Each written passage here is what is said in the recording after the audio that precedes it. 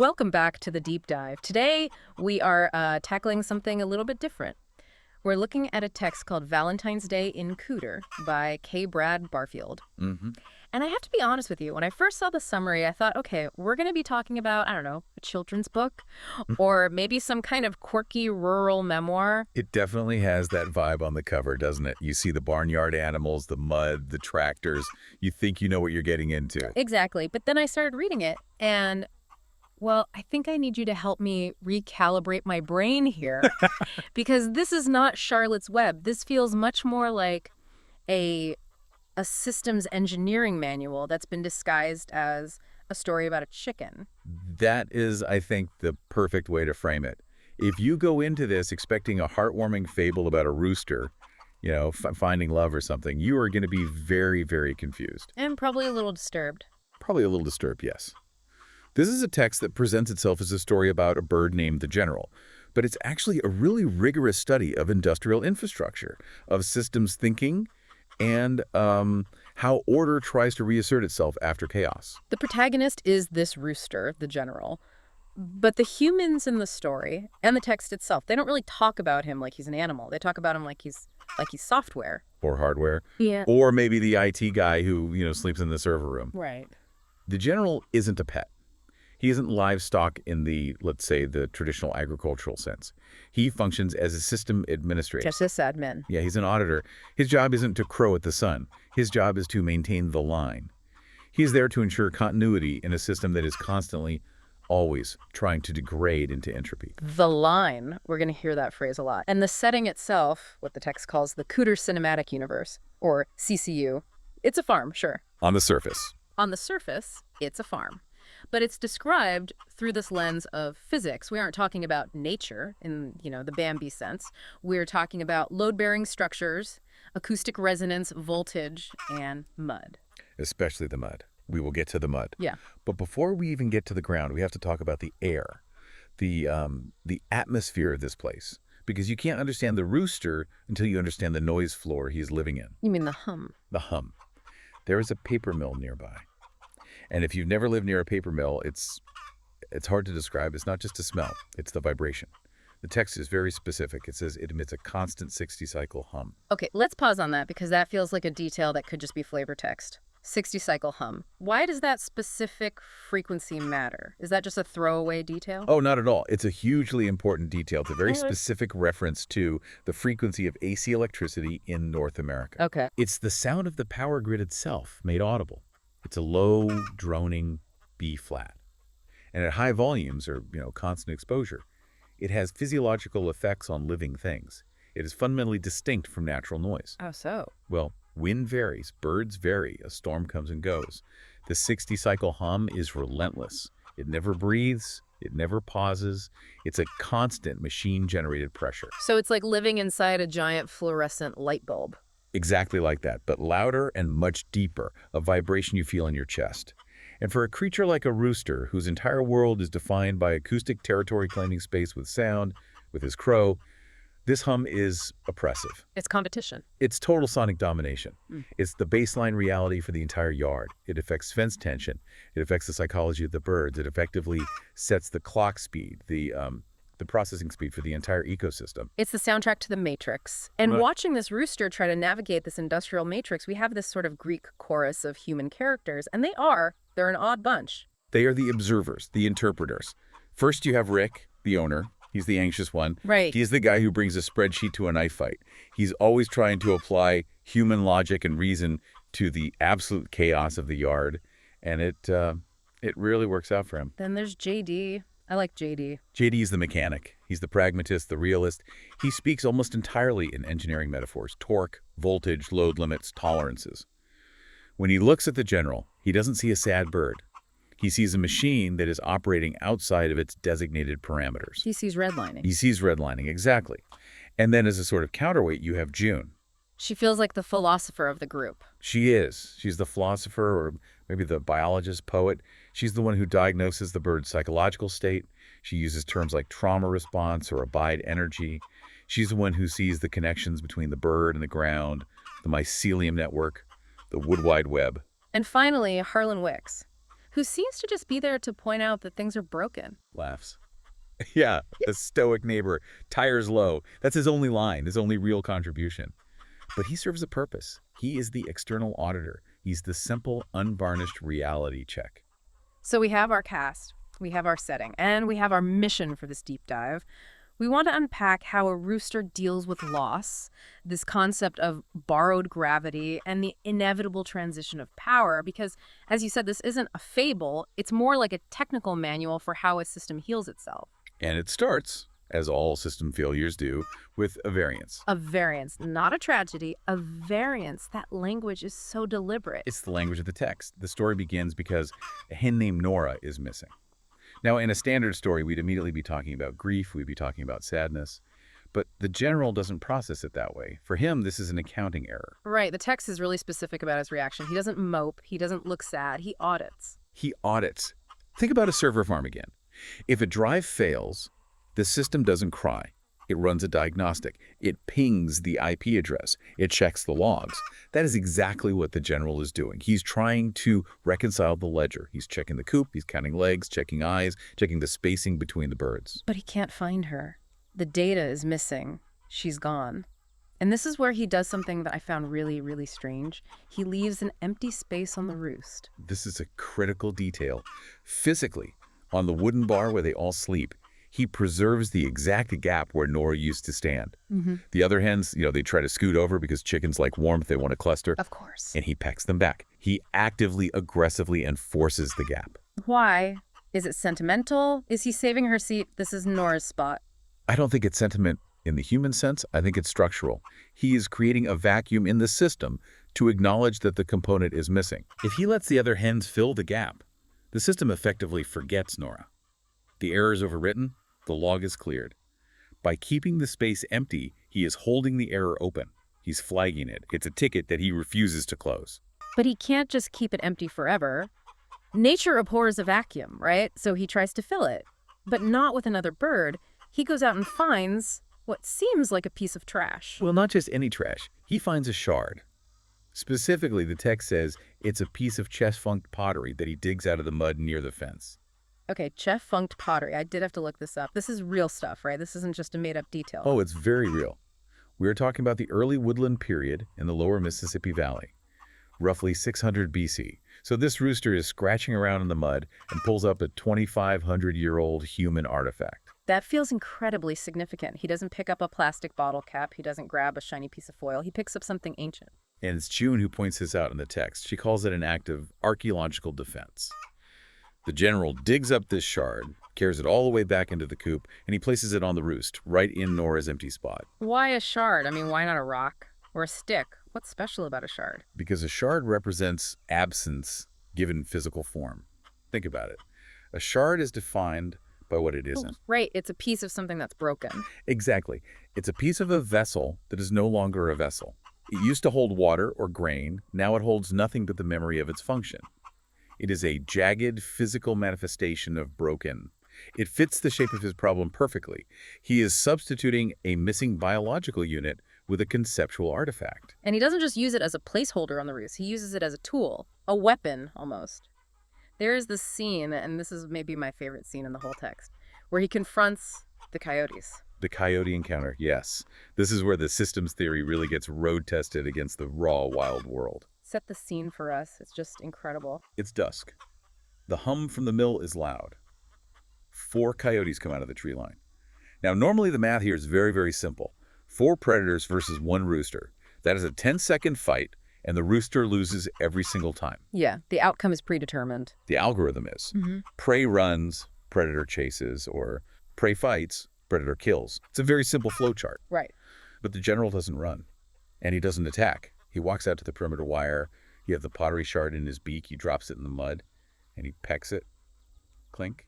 He just taps it. He shows them the pottery. He presents it to them. He presents the artifact. I mean, just try to imagine being a coyote. You're expecting a chicken dinner, and the chicken brings you a museum exhibit. Laughs. It creates a total short circuit in their brains. Yeah. JD calls it a category error, and honestly, that's the best description I've ever heard for it. A category error. Yes. The coyotes have a file for bird, they have a file for stick, they have a file for rock.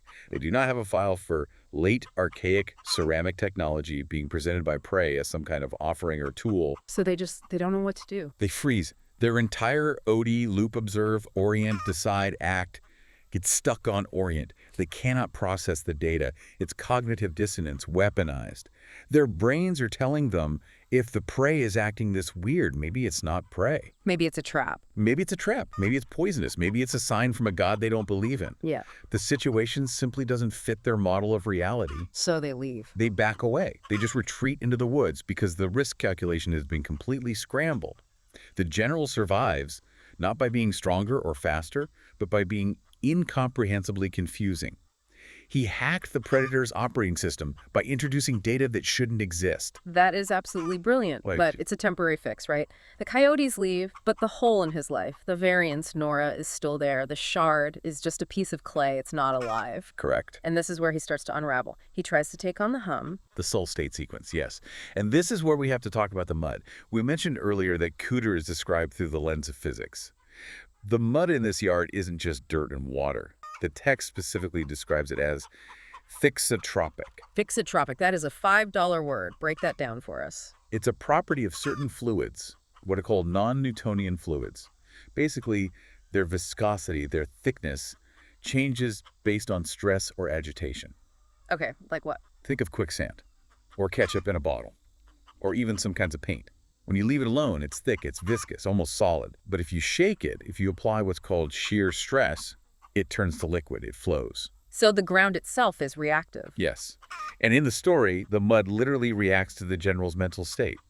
When he is manic, when he is pacing the fence line, panicked about the variance and the coyotes, he is applying constant shear stress to the ground with his feet. So the mud liquefies under his anxiety. Exactly. He starts to sink. That is a nightmare image. The more anxious you get, the less stable the floor beneath you becomes. It creates a terrifying feedback loop. He feels the ground give way, which makes him panic more, which makes him move faster, which makes the ground even softer. He is literally trapped in his own neurosis, physically manifested by the physics of the soil. And Joon, the philosopher, she mentions the wood wide web here. She does. Oh. She suggests the ground is actually listening, that the mycelium network, the vast web of fungal roots connecting all the plant life, is responding to the general's distress signals. Maybe it's chemical, maybe it's vibrational. But the point is, the environment is not passive. It is an active participant in his breakdown. And he breaks. He fully breaks. He enters the soul state. He tries to outcrow the paper mill. He stands in the yard and just screams at the 60-cycle hum. He's trying to reassert his acoustic dominance, to carve out a space for himself in the soundscape. Yeah. But you cannot outshout a factory. You can't. And he blows a fuse. What exactly is a soul? Is that a real term? It is, yeah. It's an old term from animal husbandry, particularly with draft animals like cattle or mules. A sull is when an animal just shuts down. Like it faints. Not exactly. It's not sleeping, and it's not dead. It's a complete conscious refusal to operate. A mule that sulls won't pull the plow no matter how much you whip it. It just stands there, frozen. JD describes it as a system shutdown to prevent total collapse. The general pushes his output so high for so long that his internal breaker trips to prevent, a catastrophic meltdown. He freezes. So he's essentially rebooting, a hard reset. Essentially, he stands there in the liquefying mud, completely frozen, while the system resets. And when he comes back online, he seems to realize two things. One, the shard didn't actually fix the problem. Two, screaming at the mill definitely didn't work. He needs something else. He needs something with more mass. Borrowed gravity. Correct. This leads us to the tractor, part 2 of his plan. Okay, this is the part of the story where I struggled not to laugh, but also felt incredibly sad at the same time. The general falls in love with a red tractor. It's easy to anthropomorphize this as love, and the text certainly plays with that language. But JD calls it borrowed gravity, and I think we should stick with that interpretation because it's more accurate. What is the general actually looking for here? Stability. Something that won't move. He's looking for mass. Yeah. His entire reality feels unstable. He lost a key unit, Nora. The ground is literally thixotropic. It's slippery and unpredictable. The air is vibrating constantly with the hum. He is a small, lightweight bird in a world of overwhelming forces. He needs an anchor. He needs something heavy to tie his reality to. Right. And what is the heaviest, most permanent thing in the yard? The tractor. The tractor. It has mass. It has permanence. It doesn't care about the hum. It doesn't care about the mud. It just sits there, solid. So the general decides, I'm going to attach myself to this object. But he takes it to such a weird level, he starts courting it, like actually courting the tractor. He does. The text is very clear. He brings it offerings of grain. Yeah. He leaves feathers by the tires. He performs the wing drag dance, a classic chicken courtship ritual around the giant wheels. Can you just imagine looking out your window and seeing a rooster trying to seduce a John Deere? It looks completely absurd to Rick, the owner. But for the general, it's a desperate, logical attempt to merge with stability. And here is the truly tragic part. He thinks the tractor responds. The acoustic interaction. Right. He discovers the exhaust pipe. He crows into it. Now, physically, an exhaust pipe is just a metal tube. It acts as a resonance chamber, an amplifier. When he crows into it, the sound bounces back, louder, deeper, more metallic. And he thinks the tractor's crowing back at him. He interprets the echo as a call and response. He hears his own voice amplified and thinks, this partner is strong, this partner is powerful and loud. And then there's the cough. The machine shudders on its own. Yeah, a tiny, almost imperceptible movement. Maybe it's the wind, maybe it's the metal contracting as it cools, maybe the vibration of his own crowing hits the resonant frequency of the engine block, but the tractor makes a sound, a mechanical groan. To general, that is communication, that is acknowledgement. And then the phantom pregnancy. This is where it gets really dark. Yeah, this part is tough. The tractor starts leaking hydraulic fluid. A slow leak.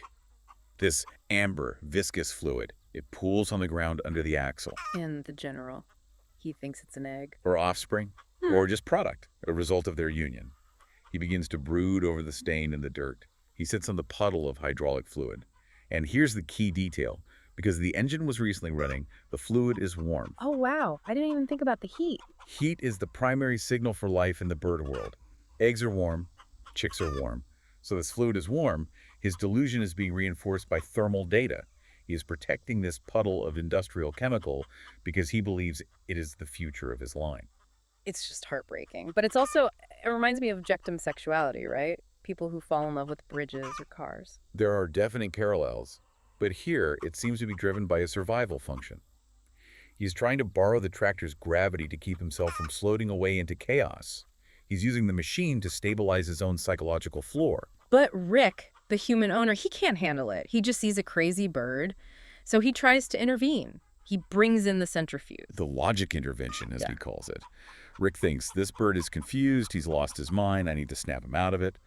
So he builds this rig. It's a barrel on a belt drive that just spins and spins. He puts it in the yard. What was the plan there? Look, bird, look at this other spinning thing instead. I think the plan was distraction. Or maybe Rick thought the chaotic motion would scare him straight. But Rick is applying human logic to rooster logic. It doesn't translate at all. The general doesn't see a toy, he sees a rival. Exactly. In the general's new, warped mind, the tractor is his mate. The centrifuge is a loud, spinning, constantly moving entity that has entered his territory. It's a rival male.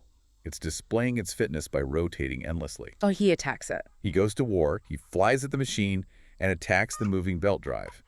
And this is a really brutal, visceral moment in the text. He spurs the spinning rubber belt. And he gets hurt badly. He loses part of his spur. The text calls it the moment he gets his jagged edge. He strikes the machine, and the machine just keeps spinning. It doesn't react. It just rips the spur right off his leg. And that's the moment, isn't it? That's the snap, the real one. That is the awakening.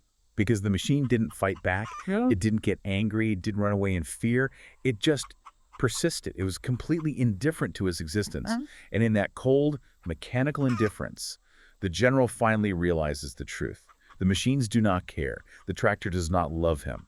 He has been courting a void. Oh, he stalks. He stops. The sharp physical pain of the lost spur clarifies everything. He abandons the tractor. He abandons the puddle of hydraulic fluid. He moves from a state of romance to a state of guarding. Which brings us to the next phase, succession. He realizes he can't fill the hole with a shard. He can't fill it with a tractor. So he decides he needs to secure the future in a different way. He finds the incubator. This is a critical shift from seeking a partner to creating an heir. The incubator is in the barn. It's an electric box full of eggs. It hums, it regulates temperature. The general recognizes it not as a potential mate, but as a system that produces life, a factory for the line. And there is this incredible scene during the ice storm. The power goes out. This is his hero moment. This is the climax of his career as a system admin. The power grid fails. The 60-cycle hum from the mill stops for the first time. Hmm. The incubator goes silent and dark. The temperature inside starts to plummet. And those eggs are going to die if they get too cold. They are thermal units rapidly losing heat. The general knows what heat means. Heat is life. So what does he do? He climbs on top of it. He climbs onto the plastic casing of the incubator. He presses his breast against the cold plastic. He fluffs his feathers to trap air. He enters a state of high metabolic burn. He is using his own body as a backup generator. Literally. He is burning his own fat reserves, his own life force, to transfer thermal energy into the machine. He's acting as a biological, self-sacrificing thermal buffer. He doesn't know the chicks inside. He will never be their father in the biological sense.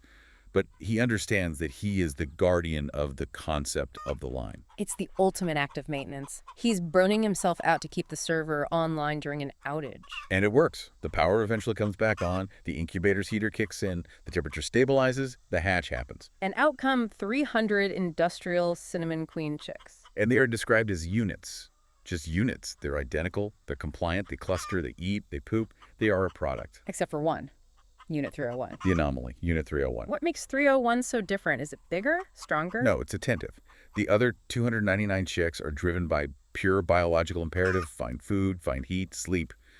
Unit 301 is driven by something else: curiosity. It stands apart from the cluster, it listens to the hum, it watches the shadows, and most importantly, it looks at the general. It has metacognition. It's aware of the system. Exactly. It thinks about the system rather than just existing within it. And the general, with his decades of experience, spots this immediately. He sees a mind that can handle the burden of administration. So he starts the apprenticeship, and I love this part because it feels like a corporate training manual, but for chickens. It is a direct transfer of institutional knowledge. And there is a huge difference between instinct and institutional knowledge. Instinct tells a chick to run from a hawk. Institutional knowledge tells you that the fence post on the southeast corner leans 3 degrees after a hard rain and needs to be monitored. So how does he teach that? He can't talk. By showing thresholds. He takes Unit 301 in his daily patrols. He walks the chick to the spot where the wire is loose, but he doesn't fix it. He just stands there, letting the chick see the vulnerability. He shows it the sump, the area of soft, thixotropic mud, and he actually lets the chick get stuck for a second before helping it out. That seems kind of mean. It's necessary. You can't explain sticky mud to a chicken. They have to feel the trap to understand the danger. He is inoculating the chick against the specific dangers of this specific environment. He's teaching the exceptions, the bugs in the code. And there's the detail about interior design. Yes, in the coop, the general starts rearranging the straw on the floor. He builds little channels and mazes. He is forcing the chick to navigate complex geometry to make decisions. He is literally building logic gates in the bedding to train its mind. And finally, the handoff.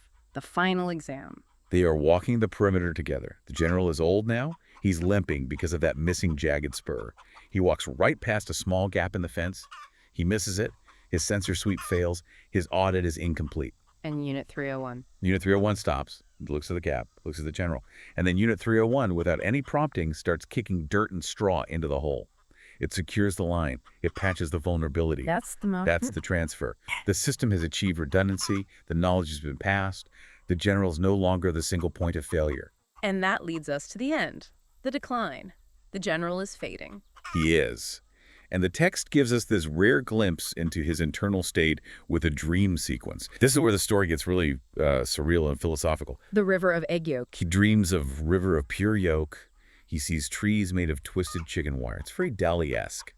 But it makes a kind of sense. His entire world is made of wire and eggs and potential life, so his subconscious just rearranges those core elements. And in the dream, he meets the colonel. His predecessor. The rooster before him. The ghost of the previous admin. And the colonel delivers the philosophical core of the entire text. He says just one thing: the rug is the line, not what sits on it. The rug is the line, not what sits on it. Let's unpack that. That sounds like something Marcus Aurelius would say if he were a bird. It's pure stoicism, or maybe structuralism. It means the infrastructure, the rug, the line, the system, the farm itself is what's truly real and important. The individuals, the hens, the roosters, the farmer's wreck, JD, they are just furniture sitting on the rug. Just temporary components. Exactly. They are temporary. They come, they degrade, they die, they get replaced. The rug must remain. The system must persist. It's incredibly bleak, but it's also kind of freeing in a weird way. It's systems thinking carried to its ultimate logical conclusion. You are not the point. Your feelings are not the point. The maintenance of the system is the point. And once the general truly accepts that, he can let go of Nora. He can let go of the grief that started this whole journey. He buries the shard. He takes that piece of Tchefuncte pottery, that symbol of absence and brokenness, and he buries it back in the mud. He doesn't need the physical artifact of his grief anymore. The system is stabilized. Unit 301 is ready. The hole has been filled, not by a replacement hen, but by a new process, a successor. Yeah, and the environment shifts too, right? The mill changes its frequency. The new normal. Yeah. The 60-cycle hum adjusts. Maybe they changed a turbine. Maybe they shifted a production line. The key is the frequency changes. And in the past, the general fought the hum. He screamed at it. Now, he and Unit 301 simply tune themselves to it. They adjust their stance. They abide. They harmonize with the industrial noise instead of fighting it. They realize they are part of the machine, not separate from it. They're a component within a larger system that includes the factory. And then the final transfer of power. Unit 301 takes the top roost. And the general takes the lower rung. There is no fight. There's no challenge. It is described in the text as a routing update. Wow. The logic of the coup dictates that the most capable unit holds the highest, most strategic position. The general accepts his demotion because it means the system is working correctly. He isn't jealous, he's relieved, his work is done. The story ends with a very quiet, almost unnerving image. The general is just resting on the porch rail, the yard continues, and there is this recurring line that closes it out. The feeder is moved slightly, and no one remembers moving it. That is the haunting note at the end. It suggests that the humans, Rick, JD, Shum, they think they are running the farm. They think they are the masters of this domain. But really, they are just moving the feeder because the system, the rug, implies it should be moved. They are reacting to the birds, who are reacting to the mud, which is reacting to the mill. It's automation, but with people. It's automation by habit and environmental pressure. The infrastructure is running itself. The humans are just biological components greasing the gears without even realizing they're doing it. That is a lot to process. We started with a story about a rooster, and we've ended up with some pretty heavy existential dread about free will. That's the power of the Cooter Cinematic Universe. It uses this tiny, muddy stage to ask these enormous questions. It forces you to look at your own yard. So as we wrap up, I think that's the question for you, the listener. Look at your life. Look at your workplace, your family, your routines. What is the hum in your life? What is that constant background noise you've stopped noticing but that dictates your every move? And are you fighting it, like the general first tried to do? Are you screaming at the factory? Or have you learned to tune to it? And are you courting a tractor? I mean, are you putting all your emotional energy into something that cannot love you back just because it feels stable and heavy in a chaotic world? That's the danger. Don't borrow gravity from things that don't have a soul. It's a temporary fix that will break you in the end. And finally, are you training your Unit 301? Because eventually you're going to lose your spur, you're going to slow down. Is there someone ready to fix the fence when you inevitably miss the gap? The porch rail held. That's the final victory of the story. The individual components changed, but the structure survived, the line continued. The porch rail held. Thank you so much for walking us through the mud on this one. It was fascinating. Always a pleasure. And thank you for listening to The Deep Dive. We'll see you next time. And try not to scream at the paper mill. Just tune it out. I could do it. Bye for now. Start with the noise. Just for a second, I want you to close your eyes and listen to the room you're in. Maybe it's quiet, but it's probably not silent. There's a sound under the sound. It's that low frequency vibration, right? It's always there. It's somewhere around 60 cycles per second. It's the hum of the power grid, or maybe a highway a few miles away, or just, I don't know, the baseline thrum of the modern world. It's the kind of sound you don't even notice until it's gone. And in the source material we're looking at today, Valentine's Day in Cooter, that 60-cycle hum is everything. It's not background. No. The text calls it the acoustic floor. It's the operating system. It's the fundamental reality of the entire universe that we're about to step into. And today we are doing a deep dive into that universe. We're going to be analyzing a very specific case study from that text. Now, on the surface, if you just, read the back of the book, you might think this is a story about a rooster. A rooster named the General. Right. Living on a farm. But if you actually get into the source material, specifically the second essay, the one titled The Load-Bearing Unit, you figure out really, really fast this is not a story about a farm animal. Not in any traditional sense, no. I mean, it reads more like like an engineering report. It does. It's a structural analysis. It's a study of infrastructure, of entropy, and what happens when a biological creature, a bird, decides it needs to take on the physical load of an entire system. The general isn't a character in a story. He's an operational unit. He's an auditor. And that, I think, is the big aha moment right at the beginning. This entire text is a masterclass in how we perceive utility. Yeah. We tend to value things for what they produce. Yeah, for eggs, crops, quarterly returns, whatever. Exactly. It's all about output. But this text argues that the fundamental value comes from what you can sustain. It's the massive difference between production and maintenance. Precisely. And the stakes for that idea are set in the very first paragraph. We enter the story. The text calls it a state of litigation. I love that phrase so much, litigation, because the general has just lost his partner, a hen named Nora. But the text is so specific. It doesn't say he's grieving. No. It says he's a litigant of grievance. Can you unpack that for us? Because using a legal term for a rooster's loss feels intentional. Oh, it's absolutely the key to his entire psychology. Think about how we, as humans, process grief. It's emotional, right? It's messy, it's internal, it's about a feeling. Right. But litigation is transactional. It implies a contract has been violated.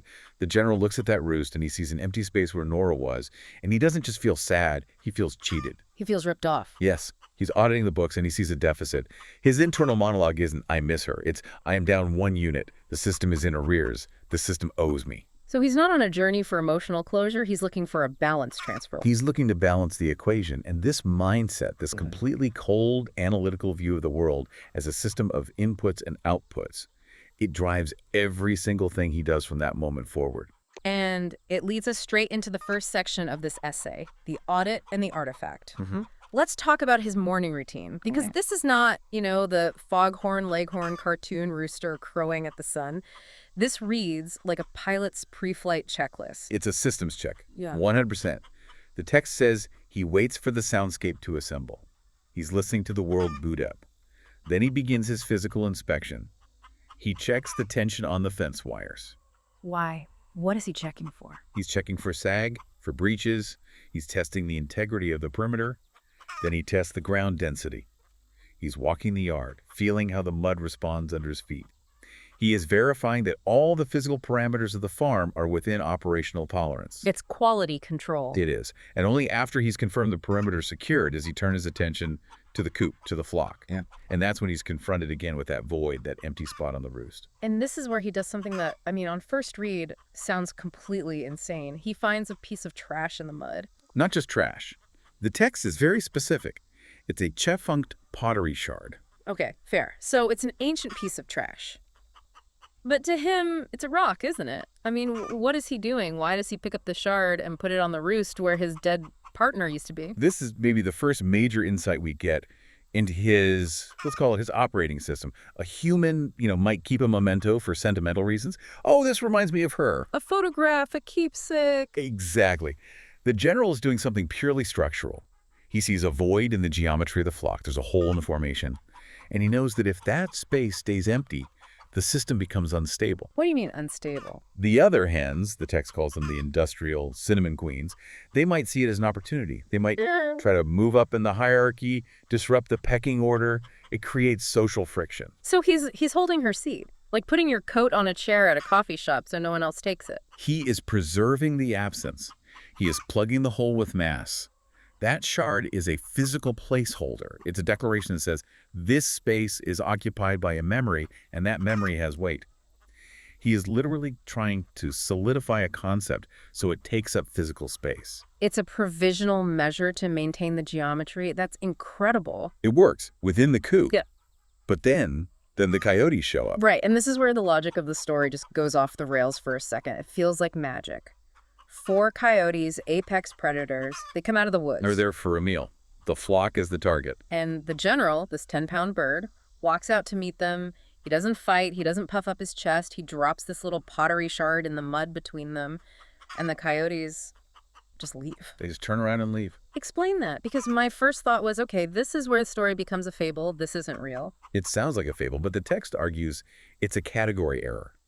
Think about how a predator's brain works. You could call it their ODIA, loop, observe, orient, decide, act. A coyote looks at the world in very simple binary terms. Is this thing food or is it a threat? Can I eat it or will it eat me? Is it alive and I should chase it or is it a rock and I should ignore it? It's a very simple software they're running on, run or eat. Exactly. Now, the general presents this shard. It's not a rock. It has a human scent on it from being worked thousands of years ago. It has artificial geometry, sharp edges. It's clearly not just a natural object, but it's not food. And it's not a weapon he's wielding. So he doesn't compute. It stalls their processor. They can't categorize it. The text of this amazing line, they can't eat history. Wow. He introduces an abstract concept, an artifact, a piece of the past, into a purely biological confrontation. He confuses their predator-prey logic so profoundly that they just disengage. They don't leave because they're scared. They leave because the situation no longer makes any sense. It's a syntax error in their reality. He literally outweirds them. He disrupts their operational loop. And this is a huge moment for him because this success emboldens him. It teaches him a lesson, but it's the wrong lesson. What's the wrong lesson? He thinks, okay, I can control the physical world with concepts. I can impose my will on the system. And this flawed logic leads him directly into his first major failure. He decides to fight the entire system. He decides to fight the hum. The paper mill. Okay, this brings us to section 2. The conflict with the system.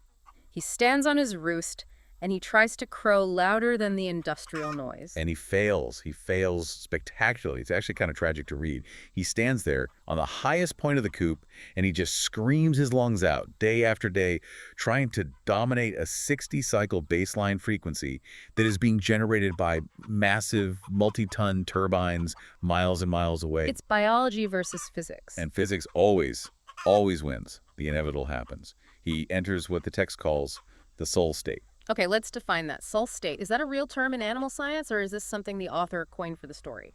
It's a bit of both. In some very specific animal husbandry circles, it refers to a kind of metabolic circuit breaker. It's what happens when an organism pushes itself to the absolute physical limit of its output. The system overloads, and it forces a complete shutdown to prevent catastrophic failure, to prevent death. Like my old laptop when I tried to run a modern video game. The fan would scream and then the whole thing would just go black to save the processor. That is a perfect analogy. He freezes. He becomes completely catatonic. And the human observers in the story, JD and Joon, they see this and they diagnose the problem immediately. What's their take? You cannot shout down infrastructure. It's a fool's errand. You cannot defeat a baseline system by simply being louder than it. You have to find a way to integrate with it or work around it. So when he finally, reboots from this soul state, his entire strategy has to change. He tried to fight the sky and he lost. So he stops looking up. He starts looking down. He starts paying attention to the mud. Right. He discovers, and here's another great term, the thixotropic nature of the ground. Yeah, that's a word we absolutely need to flag. Thixotropic. You've probably seen it on a ketchup bottle, but what does it actually mean? It means it gets less viscous when you shake it, right? Exactly. It's a non-Newtonian fluid. It changes its viscosity when stress is applied. Ketchup is the classic example. It's basically solid in the bottle until you shake it, and then it flows like a liquid. The mud on this farm, the local gumbo mud, works the same way. How so? If you just stand still in it, you sink. It's soft. If you thrash around and agitate it, it liquefies and you sink even faster.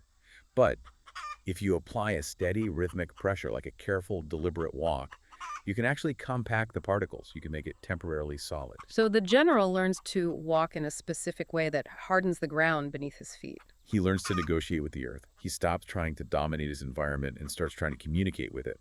Joon, one of the observers, even references the wood wide web, the idea of mycelial networks, the fungal roots under the soil. She speculates that the general is using pressure, using his weight, to send signals into that network. He's creating load transfer. Yes.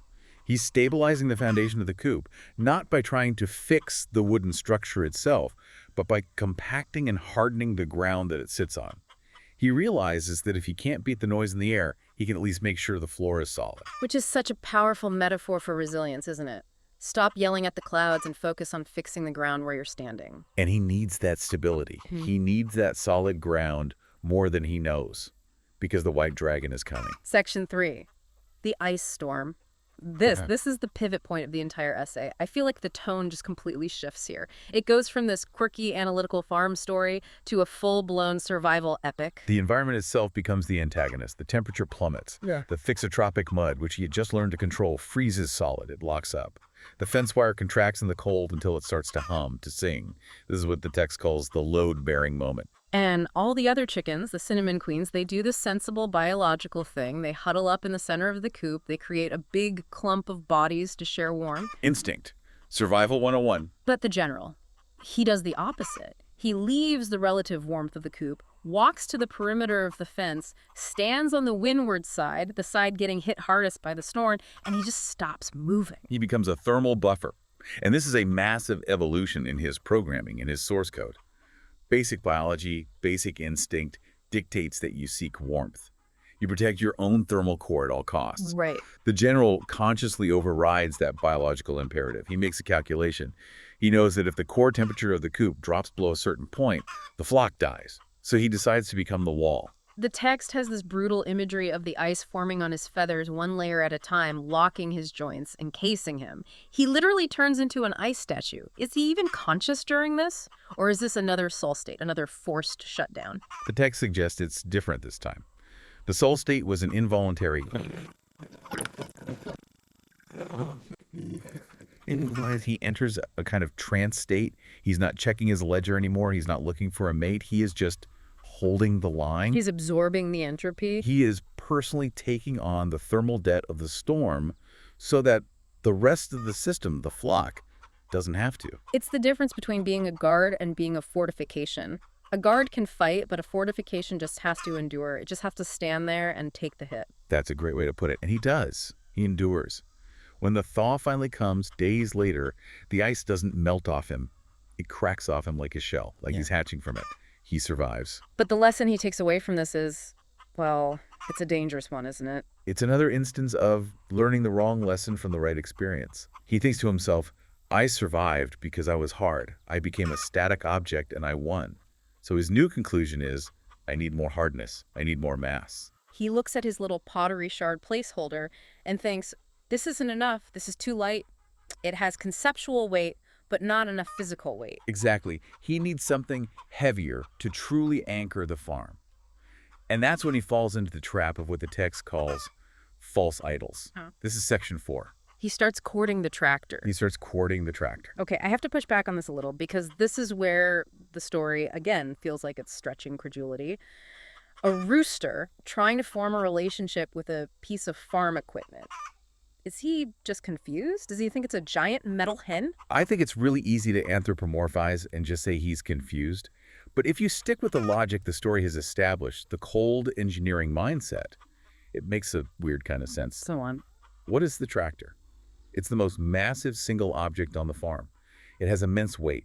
It creates heat from its engine. It rumbles with a low frequency, not unlike the mill. To the general, who is now completely obsessed with stability and mass, this machine represents the ultimate anchor. He's looking for borrowed gravity. He wants to hitch his entire system to something so heavy it can never be moved, never be threatened. He wants a partner with enough mass to anchor the future. It's a fundamental misunderstanding of biology, yes, but it's a perfect understanding of physics. So he brings it offerings. The text says he brings it choice bits of grain and his own feathers. He does. He tries to perform a courtship ritual. But the most wild part, the part that sounds like science fiction, is the acoustic levitation. Yes. This is the part where I actually wrote what in the margins of my copy. The text claims he crows into the exhaust pipe and moves the tractor. It's not quite that he moves it in the sense of lifting it. The logic, as the text presents it, is based on resonant frequency. Okay.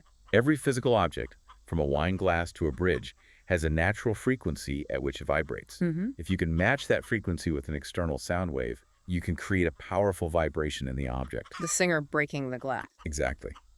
The text claims the general, through trial and error, finds the precise resonant frequency of the tractor's engine block. He focuses his crow into the exhaust pipe, and the resulting vibration is just enough to overcome the static friction between the tires and the mud. It causes the massive machine to shift, to walk, or settle deeper by fractions of an inch. So he's not lifting it like Yoda with the X-Wing, he's vibrating it so it settles into a more stable position. He's hacking its relationship with the ground. He's using acoustics to increase its stability. He believes that if he can harmonize with this titan of industry, then nothing can ever hurt the flock again. He's trying to form an alliance. A strategic partnership with heavy industry. But then his new girlfriend gets a rival. The centrifuge. The temporal centrifuge, which is really just a rusty old barrel rig that Rick, one of the humans, jury rigs to clean some junk parts. But it spins, it's dynamic, it's kinetic. And the general hates it. He sees it as a kinetic rival. It's unpredictable, it moves and makes a chaotic noise that's not the steady hum he understands. It threatens his new, static, stable alliance with the tractor. So he does the only thing he knows how to do when faced with a system he can't control. He attacks it, he flies at the spinning belt. And he loses his spur. It gets ripped off. But the way the text frames this isn't as a defeat. No, it's logged as a consideration. It's a payment. He sacrifices a piece of his own physical body to the machine, and in his mind, this is a transaction. He has paid a price to make it stop.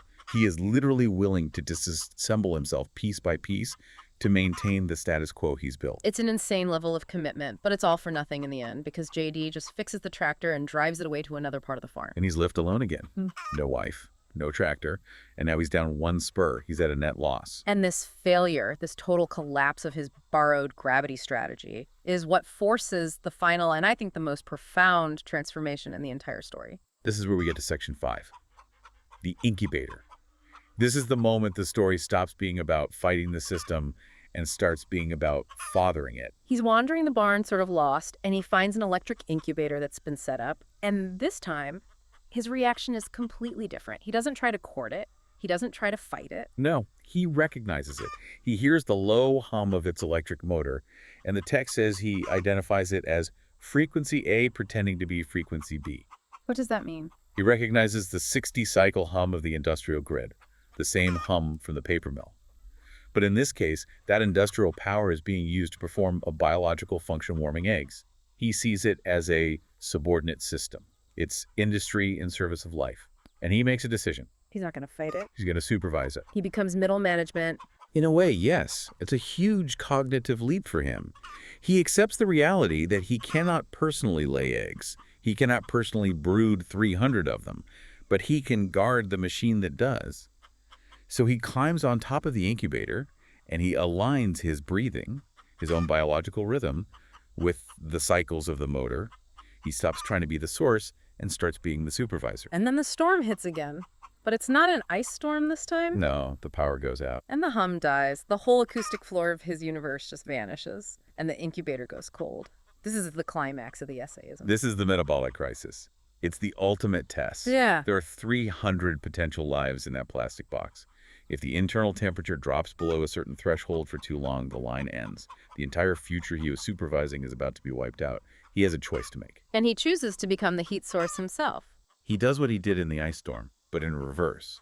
Instead of becoming a cold sink to block entropy, he tries to become a heat source to fight it.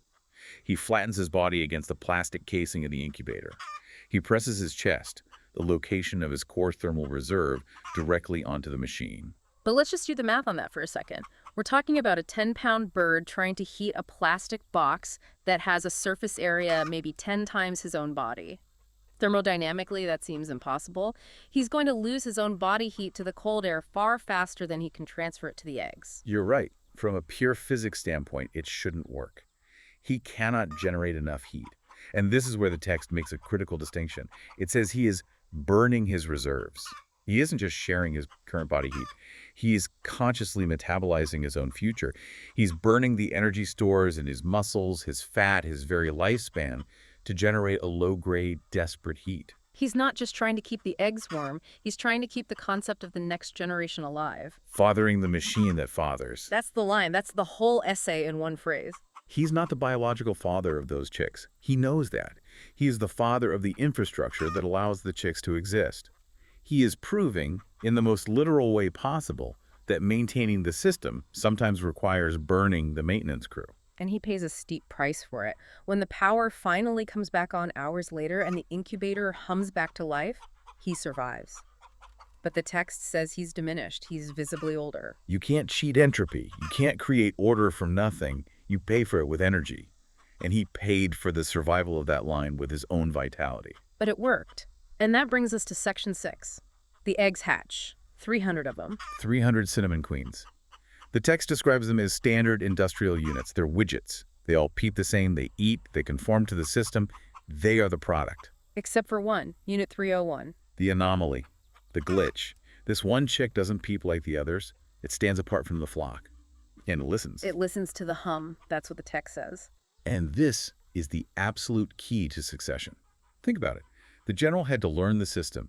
He spent his whole life auditing it, fighting it, negotiating with it, and finally tuning into it. It was a long, painful process. Right. Unit 301 is born of the system. It hatches from a machine powered by the hum. It's an infrastructure native. That 60-cycle hum isn't a foreign noise it has to adapt to. It's the lullaby it heard in the shell. It's its mother tongue. And the section describing the training between the general and Unit 301 is surprisingly touching for such an analytical text. He's not, teaching it how to be a chicken. He's not playing catch. He's transferring the checklist. They walk the fence line together. Yeah. He shows 301 here. This is where the wire is loose. Here is where the sump mud is softest. This is the sector where the predator is most likely to enter. He isn't teaching it how to be a rooster. He's teaching it how to be a load-bearing unit. He is passing on the audit. And in his final act as the primary operator, he rearranges the straw inside the coop. The text calls it interior design as trauma response. But it's not just about trauma. It's about efficiency. He creates flow channels in the straw. He's organizing the physical space so that the new, larger flock moves with less friction, less conflict. It's the final act of the engineer, optimizing the workflow for the next shift. Which brings us to the end, section 7, the sunset and the stranger. The general seeds the high roost. He takes the lower one. Unit 301 takes the top spot. The torch has been passed. The transition is complete, and then the stranger arrives. This mysterious man in tweed boots who walks the yard. He's an external auditor. Who is this guy? The text is so vague. Is he the owner? Is he God? Within the logic of the stories and engineering report, I think he's the sign-off. He is the external authority who comes to verify the project is complete and the system is stable. He's the inspector who signs the final permit. And he just looks at the general, and he nods. One single nod. And that nod means job well done, the ledger is balanced, the line held. And after he gets that validation, that final sign-off, the general does something he hasn't done all story. He digs a hole, and he finally buries the pottery shard. He closes the file. The original grievance, the void left by Nora, has now been filled. Not by a replacement hen, but by a successor, Unit 301. The placeholder is no longer required. The system is whole again. And in his retirement, the general finally learns to tune the hum. What does that mean? He finds what the text calls abide energy. After a lifetime of fighting the noise, trying to shout over it, trying to control it, he finally stops. He learns to find the quiet pockets in the sound waves, the nodes where the frequencies align and cancel each other out. He doesn't defeat the hum. He finds peace within it. He becomes part of the landscape. So let's go to the outro. We're on the porch with Papa and JD. And Papa is the old-school farmer looking at the books at the bottom line, and he's saying this rooster is a sunken cost. He doesn't lay, he doesn't plow, he's a net loss. And JD, who has been watching this whole saga unfold, gives the defense. It's the ultimate thesis statement for the whole essay. He says he grounds the wiring. He prevents things from floating away. And that's really the big takeaway for us, isn't it? In a world that is constantly vibrating with noise, with change, with chaos, you need an anchor. You need something heavy and stubborn to keep the whole enterprise from just flying apart. We all live in a world of high-frequency noise. Information, social media, economic volatility, personal stress. We're all constantly being told to produce more, to be more efficient, to generate output. Right. But maybe the lesson of the general is that sometimes the most valuable and heroic thing you can possibly do is just walk to the windward side of the fence, plant your feet, and freeze. Be the thermal buffer. Be the load-bearing unit. Do the maintenance that no one sees, but that allows everything else to function. There's that final haunting image in the text. The feeder in the yard has moved a few inches to a better spot, but none of the humans remember moving it. The system has become self-correcting. The maintenance is happening on its own. Or maybe, and this is just a thought, maybe the old general is still out there, retired but not powerless, crowing at just the right frequency. I would not bet against him. Nothing was resolved. Everything functioned. That's the final line of the essay. And that's the goal, isn't it? Resolution is for stories. Function is for reality. We'll leave you with that thought. Check your own fence lines, find a way to tune the hum, and thanks for joining us for this deep dive. And maybe keep an eye out for those little glitches in the matrix. They might just be a piece of history trying to get your attention. Welcome back to the deep dive. We're doing something a little different today. A lot different, I'd say. Yeah, fair enough. Usually we're looking at, business strategy or tech trends, historical biographies, things that fit pretty neatly into a box. Right, things with spreadsheets and quarterly reports. Exactly. Today, we're analyzing a very specific, and I have to say, a very strange slice of what's known as the Cooter Cinematic Universe. And I need to jump in right there. Before you ask, no, this isn't about red barns and happy cows and a farmer chewing on a stalk of wheat. Far from it. Far, far from it. If you are picturing a pastoral farm, like a children's book, I need you to just mentally delete that image right now. So what are we looking at then? Paint the picture. We're looking at a landscape that operates much more like an open-air factory. It's a system. It's defined by logistics, by legacy processes, and by this constant 60-cycle hum from a nearby paper mill that it permeates absolutely everything. Okay, so it's industrial. It's rural, but it's industrial. It's rural infrastructure. And within that, we're looking at a specific narrative arc. It's titled The Audit of Absence. On the surface, if you just read the summary, it sounds like a story about a rooster named the General. But when we actually dig into the source material you've done, the observation logs, the narrative accounts, the specific terminology they use, this isn't really an animal story, is it? No, it's a rigorous case study on grief.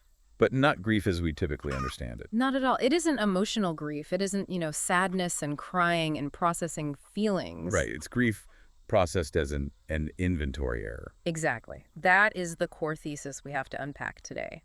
The protagonist, the General, he doesn't feel sadness in the way a human would describe it. He experiences it. He experiences loss as a structural failure in his environment. A hen goes missing and he doesn't mourn. He attempts to balance a ledger that has suddenly and violently gone into the red. So let's set the board. The setting is the Cooter Cinematic Universe, or the CCU. It's this industrial rural landscape. You mentioned the hum. The hum is central. It's a key phrase. It's a 60-cycle hum from the paper mill. That is the heartbeat of this world. But not a biological heartbeat. No, it's the heartbeat of electricity. It's the baseline frequency that everything else is measured against. It dictates the rhythm of life there. And our protagonist, the General. Tell us about him. He's a rooster of significant tenure. That's how he's described. He's not a young bird. He's a survivor. He is. And in this environment, tenure is a qualification in itself. He isn't a symbol of the morning or some kind of cartoon character. He's a system component. A system component. That's perfect. His role is governance. He governs the yard. He harmonizes his own sounds with that industrial hum we mentioned. He ensures structural continuity. He is, for all intents and purposes, the facility manager of this entire ecosystem. And he's being watched. This is where the porch crew comes in. Rick, JD, and Joon. Right. And they act as the audience, but they don't sound like farmers either. They're not talking about the weather or crop prices. No, they sound more like forensic auditors. That's it. They sit on the porch, drinking cold coffee, watching the yard, and the language they use is absolutely critical to understanding this whole story. They don't say the rooster is lonely. Never. They use terms like occupancy variance, structural load, and warranty issue. They interpret the biology of the yard strictly through the lens of industrial maintenance and physics. Which is such a fascinating and kind of cold filter to put on nature. It just strips away all the sentimentality. It does. It removes the Disney filter and replaces it with an Excel spreadsheet filter. And somehow that almost makes the tragedy hit harder, doesn't it? It does, because you realize that for the General, maintaining that spreadsheet, well, it's a matter of life and death. The numbers have to add up, or reality itself falls apart. Okay, so let's jump into the inciting incident. It's morning. The General is conducting his routine. And even his walking is described as a technical process. It's not just walking. Right, the text says he's negotiating with the ground. Yes. He places a foot, he tests the tension of the mud, and the ground accepts the transaction. It's a continuous structural integrity test. He's checking the physics of his world with every single step. And then he goes to the roost. He goes to the roost, and he finds the gap. Nora, a specific hen is gone. This is the occupancy variance. Now, for a normal animal, this might trigger, I don't know, a flight response, a distress call, maybe just confusion. But for the general, For the general, it triggers an audit. He looks at the space where Nora should be, and to him, the geometry of the line is broken. The room is wrong. he doesn't just assume she wandered off. He immediately launches a forensic investigation. He does a full diagnostic. He checks the nesting boxes. Are they where they should be? Yes. He checks the perimeter fence. Is the wire taut? Yes. He is running a check on the entire facility. And he finds evidence, a tuft of feathers on the wire. The physical proof of the error. And JD, the mechanic of the group, he identifies it immediately. A predation event. A bobcat, probably. Likely a bobcat. And again, notice the language. A predation event. So sterile, so detached, for something so violent. But here's where it gets really interesting. This is where the general's psychology, his entire operating system, just diverges from reality. It's the critical moment. He sees the feathers. He knows on some intellectual or instinctive level that the hen is gone. The asset has been liquidated. But he refuses to accept the subtraction. He cannot. The math doesn't work for him. The ledger doesn't balance. You can't just have a debit without a corresponding credit. He cannot accept that a unit of the system has simply been deleted from the equation. So he needs to balance the books. He needs to balance the equation, Yeah. and he decides to do it physically. Which leads us to this first major concept, the reference object. This is a brilliant and honestly a heartbreaking moment. He's patrolling the fence line, still auditing, and he finds a Tchefuncte pottery shard. Okay, you got to give us a little context on that. Tchefuncte. It refers to an early indigenous culture in the lower Mississippi Valley known for their ceramics. So what he's found isn't just a rock or a piece of trash. It's an artifact. It's a piece of human history. But the general doesn't know that. To the general, it isn't history. It's mass. It's an object that exists. It has weight. It occupies space. It's a physical asset. Exactly. And he picks it up. He carries it all the way back into the coop. He flies up to the roost. And he places this pottery shard in the exact spot where Nora used to stand. So he's replacing a living, breathing bird with a piece of ancient ceramic trash. To us, it's trash. To him, it's a placeholder. Think about it in terms of like physics or engineering. Okay. If you remove a load-bearing column from a room, the ceiling starts to sag, right? Sure. Nora was a load-bearing element of the room's geometry. Her presence, her warmth, her weight, it all contributed to the structural integrity of the roost. By putting the shard there, he isn't grieving her memory in a sentimental way. He's stabilizing the void she left. Yes, he's trying to keep the room from collapsing in on itself. It's like putting a folded up piece of paper under a wobbly table leg. That's a perfect analogy. He is shimming reality, just trying to stop the wobble. And the humans on the porch, they see this. JD, specifically, you note something critical here. He calls it adaptive waiting. Adaptive waiting. It's such a cynical but brilliant way to put it. It implies that the system, meaning the general, is pretending it meant to do that. It's a rationalization. It is. Oh, this pottery shard, it belongs here. This is part of the plan now. It's a post hoc justification for an error. We do that all the time, don't we? As humans, I mean. Constantly, rationalization is a form of adaptive waiting. You experience a loss or a failure or a breakup, and you tell yourself a story to make that wait manageable. Everything happens for a reason. It was time for a change. I'm better off. That Yep. narrative. That's the pottery shard we place on the roost of our own lives to keep the whole structure from buckling under the strain of the absence. That is a heavy concept. Wow. But the shard doesn't work, does it? Not for long. No, it's a provisional fix. It's a patch. The shard lacks mass in the biological sense. It doesn't generate heat. It doesn't generate heat. It doesn't cluck. It doesn't move. It is a dead object in a living system. And the general, being a diligent system auditor, he eventually realizes that this little piece of ceramic just isn't heavy enough to hold down the reality of the yard. It needs more gravity. He needs borrowed gravity. And this leads us to what I think is the most bizarre and fascinating part of this whole story. The tractor. The tractor, a 1950s red tractor parked in the high weeds. It's iron, it's massive. It has been there for years, just rusting. So the shard fails its audit. The general looks around the yard for a new solution. He sees this tractor, and he runs a checklist on it. And this checklist is absolutely vital to understanding his psychology. He is mapping biological categories onto a piece of machinery. Okay, break it down. He looks at the tires. Those are legs. They allow for movement. He looks at the grill. Those are teeth.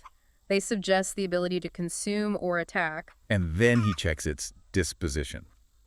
What does that mean? Like, is it friendly? Basically, He checks if it attacks him. It does not. It is stoic. It's inert. It accepts his presence. To him, this isn't a machine anymore. It's a candidate. It's a candidate. A candidate for what, though? A mate. A replacement for Nora. In a way, yes, but not romantically. You have to get that out of your head. He isn't looking for love. He is looking for a partner capable of carrying the line. He's looking for mass. This is JD's concept of borrowed gravity. Exactly. JD explains it. In orbital mechanics, a spacecraft can use a planet's massive gravity to stabilize or alter its trajectory, right? A gravity assist. Right, a flame shot maneuver. The general is small. His reality, his world is fragile and has just been destabilized. The tractor is massive. It's permanent. He wants to anchor his world to something that cannot be eaten by a bobcat in the night. So he literally courts this thing. He brings it gifts. He engages in tidbitting. That's the specific term for when a rooster finds food and does a little dance and calls the hens over to eat it. It's a courtship display. And he does this for a tractor. He brings kernels of grain and shiny feathers to the tractor's enormous tires. He is making offerings to the iron legs of this new god. It's pathetic and it's majestic at the same time. That's the perfect description. But the climax of this courtship, is what they call the resonance test. This is where he crows into the exhaust pipe. She stands on the axle, puts his head right into the metal pipe, and he crows. I can just picture this, a rooster screaming into a tailpipe. It's absurd. But think about the acoustics. A tractor's exhaust pipe is a resonator. It's a big metal chamber. He crows, and the sound waves bounce around inside and come back to him, amplified. The whole thing vibrates. And then the tractor coughs. Right. It's just a mechanical happenstance, some residual fuel igniting in the manifold, or a valve settling. It's a pop or a shudder from deep within the engine block. But to the general. To the general, that vibration is a response. He thinks it's talking back to him. He interprets that vibration as acknowledgement. He believes he has induced a conversation. He thinks, I spoke, and the iron beast answered me. It's a complete misunderstanding of causality. It is confirmation bias weaponized. In his world, if A, his crowing, is followed by B, the vibration, then A caused B. A connection exists. He thinks he has woken it up. He's established a rapport. And this delusion, this relationship, it escalates to the hydraulic egg. The hydraulic egg, this is where it gets really dark and really sad. The tractor has a slow leak. Hydraulic fluid is pooling under the rear axle. It's just a puddle of oil. But look at it from his perspective. It's warm from the sun hitting the metal. It's viscous. It's dark. To a bird who is absolutely desperate for continuity, for a future, it looks biological enough. So what does he do? He finds the puddle, and he broods over it. You mean he sits on the oil stain like it's a nest of eggs? He does. He creates a little canopy with his wings. He guards it from the other chickens. Joon, one of the observers on the porch, she notes that he is incubating in absence. Incubating in absence. Wow. He thinks if he just applies enough heat and enough time and enough diligence, he can hatch stability from this pool of industrial fluid. That is just incredibly sad. It is. It's a desperate, hopeless attempt to create a future from a dead process, a sterile system. And JD, the mechanic, he calls this a warranty violation. Which is the perfect, cold, logical way to describe it. It's an improper use of equipment. The warranty on the farm system is void if the livestock starts trying to mate with the infrastructure. It breaks the rules of the farm. But the general doesn't care about the farm's rules. He cares about the line's rules. And he is trying to force a future into existence, even if it means breaking everything. But the tractor doesn't hatch anything, obviously. And eventually, the humans interfere. Or rather, the narrative introduces a new variable. Arrival. Enter the temporal centrifuge. Which is really just a fancy name for a barrel rig for cleaning machine parts. Right. Rick, the anxious one of the crew, he brings it into the yard to clean some rusty parts. He hooks it up to a motor, and it starts to spin. And crucially, it makes a sound. A very specific sound. Thump. Whine. Thump. Whine. Thump. Whine. That rhythm is crucial. Why? I mean, the yard is already noisy with the 60-cycle hum from the mill.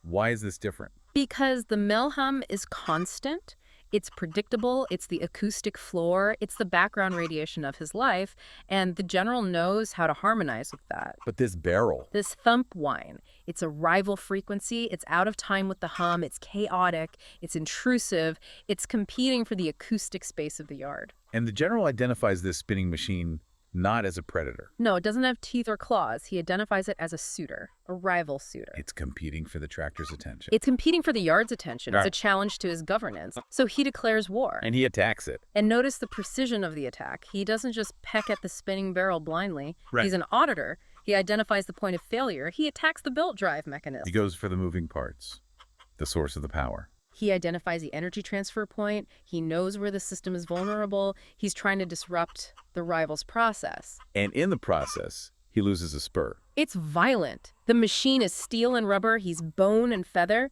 The belt catches a spur and just snaps it clean off. Ouch. I mean, that's a serious injury for a rooster. It is. But look at how the system logs it. JD from the porch says it is consideration. Consideration, Yeah. like in a legal contract. Exactly like in a contract. In contract law, consideration is the thing of value that's exchanged to make the contract binding. You give money, you get goods. There has to be a two-way exchange. So the general pays a spur. He pays a piece of himself, and what does he get in return? The machine stops. The machine stops. The impact of his attack, the spur getting caught, it makes the belt slip off the pulley, the thump whine ceases. So in his mind, he won. In his mind, the transaction is valid. The contract is fulfilled. He paid the cost, his own bone, and the rival frequency was silenced. It completely validates his worldview. If you apply enough force and are willing to sacrifice, you can control the inventory of your world. But it's a Pyrrhic victory. Yeah. He's wounded, he's exhausted, he's lost his potential mate, the tractor. He is diminished, and this leads directly to his decline. He wanders off from the flock, he finds some fermented berries under a bush and consumes them. Which, I mean, we've all had those days. Intoxication as a response to trauma. It's a system malfunction. And in this state, he wanders into the sump. Okay, describe the sump. It's an area of the yard with soft, thixotropic mud. Thixotropic, that's a new one for me. It's a property of certain fluids where they become less viscous, more liquidy when you agitate them, but they solidify when you stay still. Think of it like quicksand. The more you struggle, the deeper you sink. So it's mud that traps you. Precisely, and he gets stuck. He enters what the text calls the sul state. It's an old term, often used for animals like possums or even cows. When they get under extreme stress, they just shut down. They don't fight, they don't flee, they just freeze. It's a total system shutdown. He is stuck in the mud, intoxicated, wounded, and grieving a loss he can't even name. And this is where we get the vision sequence. This feels like the turning point of the whole deep dive. It is the pivot. He's in the mud, and he has this hallucinatory moment. He dreams of the Felsenthal Basin. He sees the landscape he knows, but it's different. It's transformed. The trees are made of wire. The water is industrial runoff, and he meets the Colonel. His predecessor, the ghost of Rooster's past. The ghost in the machine. And the Colonel delivers the single most important line of the entire story. He looks at the general, stuck in the mud, and he tells him, "You are counting wrong." You are counting wrong. How so? The Colonel says, "The rug is the line, not what sits on it." Okay, let's break that down. The rug is the line. The general has been completely obsessed with specific objects. Nora the hen, the pottery shard, the tractor. He has been trying to preserve specific assets. He thinks the furniture makes the room. And the colonel is telling him, the room makes the room. The Colonel is telling him that the specific items don't matter, nor does it matter individually. The tractor doesn't matter. What matters is the continuity, the line, the dynasty, the weave of the rug itself. You don't mourn the single lost thread. You just keep weaving the rug. Exactly. And that's a massive shift. It changes his entire mission objective from looking backward, from grievance, to looking forward, to a dynastic imperative. He realizes his job isn't to be a museum curator for a dead hen. It's to be the factory manager for the next generation. Yeah.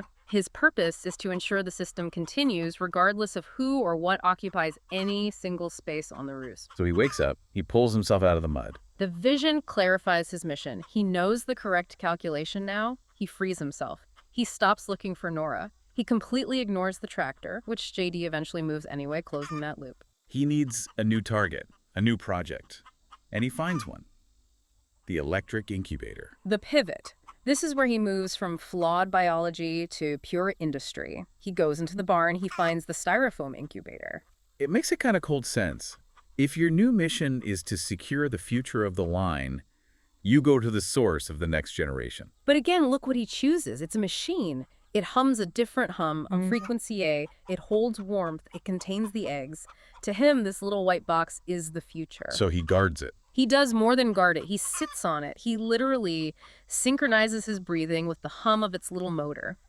Joon, on the porch, says he has decided to father the machine that fathers. He's guarding the current. That is the key. He finally understands. It's not about the hen. It's not about the tractor. It's about the energy source, the life, the warmth. It comes from the electricity, the current. He is now the guardian of the flow of energy. And then comes the ultimate test, the power outage. The grid fails, a storm maybe, the lights go out, the mill hum stops, and the incubator dies.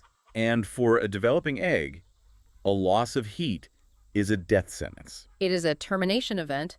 The temperature starts dropping. The entire audit is about to fail catastrophically. The line is about to be severed for good. And the general steps up. This is his heroic moment. He presses his whole body against the plastic casing of the incubator. He fluffs his feathers to create a perfect insulating seal. He starts to burn his own metabolic reserves. He's using his own body heat to keep it warm. He is converting his biological energy, his fat, his muscle, his very life force, into thermal energy to preserve the technological potential of the eggs inside. He becomes the batter. He becomes the generator, and he issues this low, sustained sound, a vibration, a purr. What is that sound? What's he doing? He's trying to maintain the acoustic floor manually. Yeah. The 60-cycle hum from the mill has stopped because the power is out. The world has gone silent. So the general hums for the yard. He is holding reality together with his own body and his own voice. That is just incredibly powerful. He is physically bridging the gap in the infrastructure. Here it works. The power comes back on. The lights flicker, the mill hum returns, the incubator whirs back to life, and the general just slides off. He's exhausted. He is visibly diminished. The text says he's aged years in a single night, but the eggs are warm. The audit is back on track. He held the line. And because of that sacrifice, we get the next segment, succession, the hatch. 300 industrial cinnamon queens hatch. They are standard units, commodities. Cinnamon queens, that's a specific breed. Yeah, a common production breed. Very efficient layers. They emerge, they peep, they cluster, they follow the rules. But then there's the anomaly. Unit 301. Why Unit 301? Because it stands apart from the 300. It emerges calmly. It doesn't peep. It's silent. It's silent, and it looks directly at the general. It makes eye contact. And most importantly, it listens to the hum. It tilts its head. It acknowledges the acoustic floor. It understands the baseline reality of the world it was just born into. It's like a mini general. It is the air. The general recognizes this immediately, and the relationship that follows is not parent and child. He's not teaching it how to find worms. Yeah, it's mentorship. It's an apprenticeship. It is a senior auditor training a junior auditor. He trains Unit 301 on thresholds. This is crucial. This is the practical knowledge. He teaches Unit 301 to peck the wire of the fence to test its tension. He teaches it to test the mud at the edge of the sump to see where it holds and where it swallows you. He's teaching the physics of the yard, the operating manual. Exactly. And then there's the detail about the straw geometry. Oh yeah, I love this part. The general reties the room. He actually arranges pieces of straw on the coop floor to guide Unit 301's path. He's making a map for him. He's creating a workflow. He's defining the logistics of movement. Walk here, not there. This path is efficient. That path is dangerous. He is leaving instructions written in the bedding. It's incredible. And eventually, Unit 301 starts to crow. Its own tentative, weak crow. And the general just lets him. He stops correcting him. That's the sign. The checklist, the legs, teeth, disposition, the whole audit process. It transfers from a single body to a process shared between two. The general realizes the audit can continue without him being the sole auditor. The system now has redundancy. Which brings us to the end. Obsolescence. The burial. The general takes that original pottery shard, the reference object from the very beginning of his grief, and he takes it back to the fence line and buries it. Why now? Why get rid of it? Because the grievance is obsolete. The system is stable. Unit 301 is online. He doesn't need the placeholder anymore. He doesn't need to plug the hole in reality because reality has healed itself around the succession. And then we have this very mysterious figure, the stranger. A man in a tweed jacket shows up out of nowhere. He visits the yard briefly. He just stands by the fence. Who is he? Is it ever explained? It's left ambiguous, but he acts as an external validator, a higher authority maybe. He looks across the yard, sees the general, and he says just one thing. You've been busy. You've been busy. It sounds so simple, right? But think about who usually watches the general, the farm owner, Papa. Papa calls the rooster overhead, a cost, a mouth to feed that doesn't lay eggs. But the stranger sees the work. The stranger sees the invisible labor. He sees the infrastructure.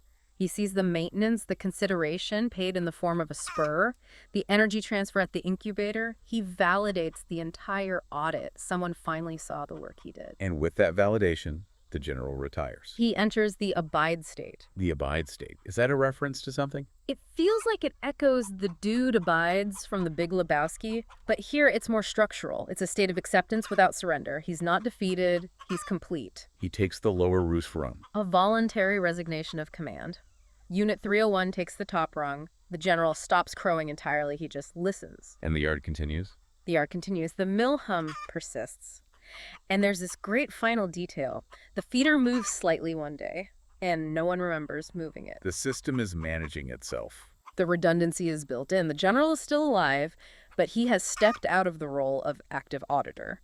His work is done. It's just a haunting, beautiful way to look at grief and duty and legacy. It really is. The general didn't fix the grief. He didn't bring Nora back. He didn't turn the tractor into a hen. He processed it. He processed it into infrastructure. He turned a catastrophic loss into a legacy. He turned an inventory error into Unit 301. Okay, let's take a breath there. We've walked through the whole arc. I want to go back and really dig into some of these concepts because they are so dense. Absolutely. Let's start with the reference object again, the pottery shard. I'm fascinated by this idea of using an object to give context to an empty space. It's such a profound concept. In archaeology, a reference object is something you use to give scale to a photo, right? A ruler, a coin.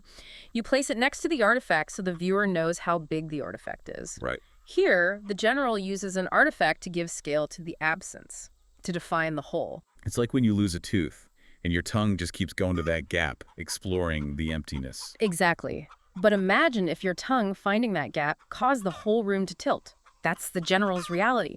He's hyper-aware of the geometry.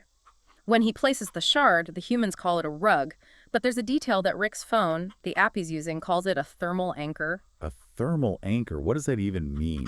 It implies that the absence of the hen, her body heat, actually created a cold spot in the system, a thermodynamic variance. The system this app Rick is using is trying to interpret animal behavior through this cold lens of physics. And the general is physically trying to plug that cold spot with a piece of ceramic. That really highlights how the humans, Rick, JD, Joon, they're part of this system too. They aren't just watching from the outside. They're complicit. Their tools force this perspective. They have an app that sends a notification. Occupancy variance detected. They are the ones applying this language. JD is the mechanic, so he sees everything as load-bearing or a warranty issue. Joan is the observer. She sees the patterns. Rick is the anxious one, holding the phone that translates nature into data. They're the Greek chorus of this industrial tragedy. They absolutely are. And JD's reaction to the shard is so pragmatic, so perfect for his character.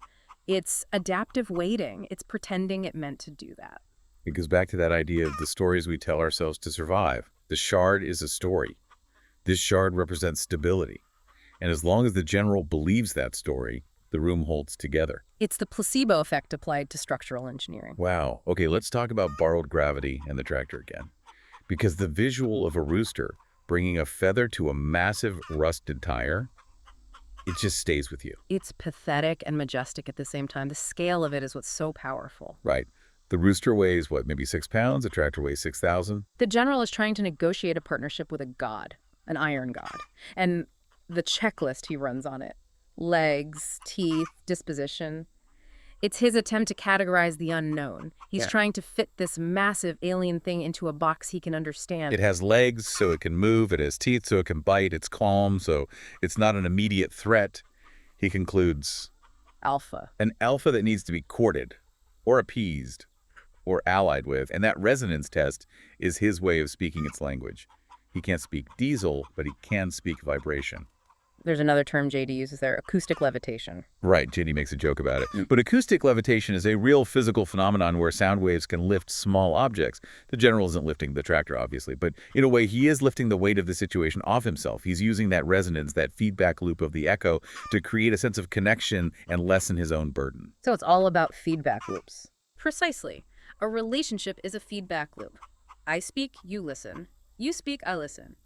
The general speaks to the tractor vibrates, loop closed. In his mind, a relationship has been established. It's a delusion, but it's a functional one for him, for a time, Mm-hmm. until the leak. The leak breaks the fantasy because it introduces a mimicry of biology, the warm fluid that is fundamentally incompatible with life. The oil is a warranty violation because it exposes the incompatibility of the two systems. You can pretend the tractor is your partner until you try to raise a family with it. Then the industrial logic crashes headfirst into the biological imperative, and the whole thing short circuits. Let's pivot to the centrifuge. We touched on it. But the violence of that moment, and that word, consideration. That word does so much heavy lifting in that scene. It reframes the entire violent encounter. It takes it out of the realm of biology of a fight and puts it squarely in the realm of commerce. It is the defining element of a contract. A promise without consideration is just a gift. It's not legally binding. To make it binding, something of value must be exchanged. So, the general believes his entire role as governor of the yard is a contract. I provide order, I ensure continuity, and in exchange, I get Stability he gets for the system to continue. But when the centrifuge disrupts that order with its rival frequency, the terms of the contract are violated. He has to pay a new price to restore order. He pays the spur. And the fact that the machine actually stops. That's the worst part, isn't it? It reinforces the behavior. It's perfect operant conditioning. He attacked, he got hurt, the noise stopped. The lesson he learns is pain by silence. Violence is a valid negotiating tactic. That is a dark, dark lesson. It's the lesson of the industrial landscape. Yes, safety regulations are written in blood. Every warning label on a piece of machinery exists because someone got hurt. The general is writing the safety manual for the yard with his own body. Which leads him to the sump, the soul state, the system shut down. It's what happens when the cost becomes too high. The processor overheats, the program crashes, he sulls. And the vision, the kernel, the rug is the line. I just want to stay on this for a second, because up until this point, the general has been trying to fix a past error. He's been reactive. Completely. He's trying to patch the leak. He's looking backwards at Nora at the empty space. His focus is on what was lost. The kernel tells him to look at the pattern, not the specific threads. The line, the genetic line, the continuity of the species. The kernel essentially says, you are not the owner of these assets. You are the custodian of the line. It's a shift from ownership to stewardship. Perfectly said.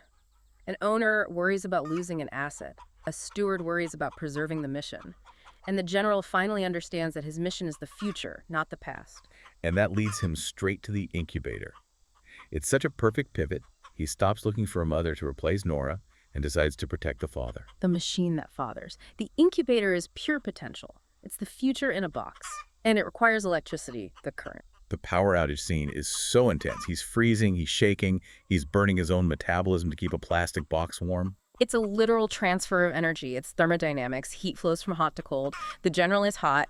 The eggs are getting cold, so he flows into them. He empties himself into the future. And when the power comes back on, he's exhausted. But he succeeded. And then we get Unit 301, the result of the audit. The successful output. Why does Unit 301's silence matter so much? Why is that the key trait? Because noise is inefficiency. Noise is wasted energy. The 300 cinnamon queens are noisy. They are peeping, demanding, consuming. They are a drain on the system. Unit 301 is efficient. It listens. It observes. It processes data. It is streamlined. It's the next version of the software. The general was version 1.0. Unit 301 is version 2.0, patched with all the data the general collected through his pain and his errors. And the training. Thresholds. Knowing where the ground will hold you, that just feels like a life lesson for everything, doesn't it? It really is. We all have thresholds. We all need to know where the mud is soft and where the wire is sharp. And if we're lucky, we have someone to teach us the map. So as we wrap up this deep dive into the audit of absence, we're left with this final image of the general, retired, closing his eyes, just listening to the hum. The porch rail holds. The audit is closed. The system continues. The ledger balances. And Unit 301 takes the watch. The line holds. Thank you for joining us on this very strange, very industrial avian journey. It's been efficient. And structural. Until next time, keep listening for the hum in your own world and watch out for the thixotropic mud. And always check your warranty before you try to court heavy machinery. That is very good advice. See you next time. Welcome back to the Deep Dive. Today, we are tuning into a frequency that I think is going to vibrate right through your floorboards. I think so. It's a really unique one today. We're looking at a text that is, on the surface, about a rooster in a muddy farmyard. But if you listen closely, and listening is really the operative word for this entire session, it is actually about infrastructure. It's about legacy, absolutely. And it's about the terrifying but also kind of beautiful mechanics of what happens when the biology of a system starts to fail. It is a truly unique piece of writing. We're diving into Essay 3, The Succession of Frequency, which is drawing from the source material Valentine's Day in Cooter by K. Brad Barfield. Right. And you're right to hesitate on calling this a story in the traditional sense. It feels more like a technical document that's just, disguised as a narrative. That's a great way to put it. To call this a story about a rooster is a bit like calling Moby Dick a pamphlet on, responsible fishing practices. Exactly. It just completely misses the structural reality of what is actually happening here. It does. And before we even really meet the characters, we have to address this warning that the text gives us, like right at the top. Oh, yes. A disclaimer. It explicitly states, this is not a fable. And that is the crucial starting point. Usually when we read about animals, especially farm animals, we are just conditioned to expect a moral, right? We're looking for the lesson. We expect Charlotte's Web or Animal Farm. We expect the animals to represent some kind of human virtue or vice. This text just warns us immediately. Don't do that. Don't look for a moral lesson here. So what are we looking for? The text tells us. It says we are documenting operational assumptions. We are just observing how a biological unit audits reality. A biological unit. Not a hero, not a character. A unit. A component in a larger system. So if it's not a fable, what is it? I think it's a case study. It's a study in system maintenance. Pure and simple. Okay, let's set the scene then, because the atmosphere, the environment, is everything here. It really is. We are in a rural yard. It's that sort of messy, gray period come out of the winter. There's mud, there is wire, there is this pervasive cold. A lot of mud. But the defining feature of this entire landscape isn't the barn or the trees. It's the sound. The industrial hum. Right, the hum. There's a paper mill nearby, and it emits this constant low-frequency drone. 60 cycles per second. The text is very specific about that. It's the frequency of the power grid. And it is everywhere. It's in the air, it's in the ground, it's vibrating the fence posts. It's described as being so pervasive that silence doesn't actually exist in this world. There's just the hum, or the absence of the hum, which is its own kind of presence. And that is the environment our protagonist has to operate in. The general, he's an aging rooster. But again, the text doesn't describe him as a pet or even really as livestock. He's described as a piece of equipment. He's an auditor. That's the word they use. A load-bearing unit. A load-bearing unit. I love that. He walks the perimeter, not just to look for foxes, like a normal rooster. He's checking the structural integrity of reality against that 60-cycle hum. That is such a fascinating way to frame a living creature. It implies that if you removed him, the whole roof would cave in. Or the reality would just dissolve. He grounds the electrical charge of the farm. He is the thing that makes it all coherent. But the problem, and here is the conflict that drives this whole deep dive, is that the general is falling apart. He is. He's old. He's injured. He's missing part of his spur. He is, to put it simply, running out of steam. In the yard, the system, it needs a successor. It can't function without that anchor point. It creates this intense anxiety. The system requires continuity. The general has been that continuity. He has synchronized his entire life, his breathing, his crowing, with that industrial hum. But biology is fragile. It breaks. It wears out. Right. So the mission of this deep dive is really to unpack exactly how a system maintains that continuity when its primary component begins to fail. How do you transfer power from an old analog unit to what becomes essentially a new digital heir? It's a redistribution of hierarchy. That's what we're watching. We're watching a system try to save itself by upgrading its own hardware. So let's get into the specific mechanics of that failure, because it starts with a concept that I found really, really compelling.